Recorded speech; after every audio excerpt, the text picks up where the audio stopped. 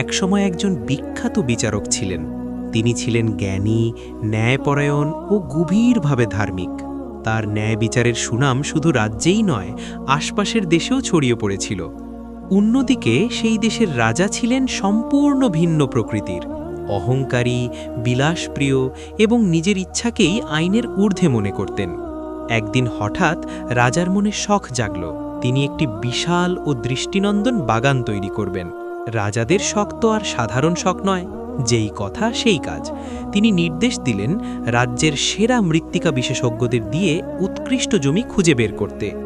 দিনের পর দিন খোঁজ চলল, রাজ্যের নানা প্রান্তে মাটি পরীক্ষা করা হলো, কিন্তু কোথাও রাজার মন মতো জমি পাওয়া গেল না।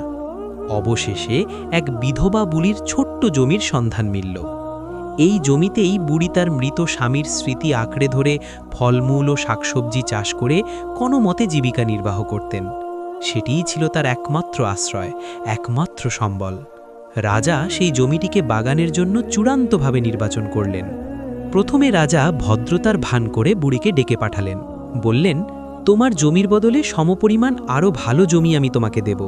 কিন্তু বুড়ি বিনীতভাবে উত্তর দিলেন, হুজুর, এই জমিতেই আমার জীবন, এই মাটির সঙ্গে আমার স্বামীর স্মৃতি জড়িয়ে আছে, আমি এটি দিতে পারবো না। রাজা এবার লোভ দেখালেন, 10 গুণ জমি দেব, স্বর্ণ মুদ্রাও দেব। কিন্তু বুড়ির উত্তর একই রইল। তিনি জানতেন কিছু জিনিসের মূল্য টাকা দিয়ে হয় না।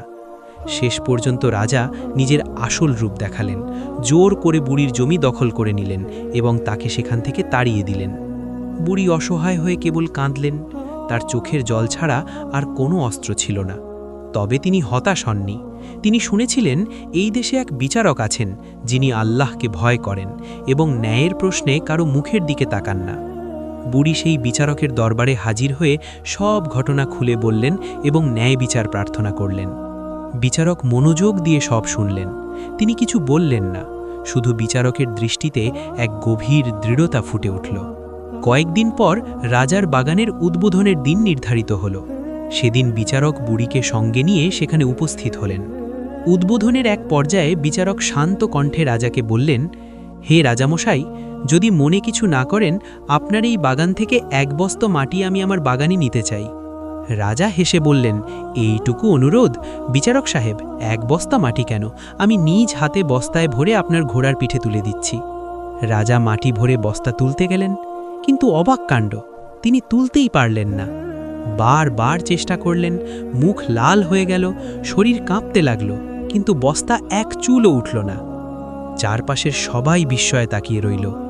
তখন বিচারক ধীর অথচ দৃঢ় কণ্ঠে বললেন, হে রাজা, আজ আপনি এই সামান্য 1 বস্তা মাটি ঘোড়ার পিঠে তুলতে পারছেন না, কিন্তু কিয়ামতের দিন যখন আল্লাহ তাআলা বলবেন, হে রাজা, তুমি যে বিধবা বুড়ির সম্পূর্ণ জমি জুলুম করে নিয়েছিলে, আজ তা মাথায় করে ফিরিয়ে দাও, সেদিন আপনি কিভাবে সেই জমি বহন করবেন? এই কথা রাজার হৃদয়ে বজ্রাঘাতের মতো আঘাত করল। তার চোখ খুলে গেল, নিজের অন্যায়, অহংকার আর জুলুম তার সামনে স্পষ্ট হয়ে উঠল। রাজা সবার সামনে লজ্জিত হয়ে মাথা নত করলেন। তিনি সঙ্গে সঙ্গে বুড়ির জমি ফিরিয়ে দিলেন এবং ক্ষমা প্রার্থনা করলেন। বুড়ির চোখে তখন অশ্রু, কিন্তু সে অশ্রু ছিল আনন্দের, ন্যায়ের বিজয়ের। এই গল্পটি থেকে আমরা শিক্ষা পেলাম, ক্ষমতা চিরস্থায়ী নয়, কিন্তু ন্যায়ের ফল চিরকালীন।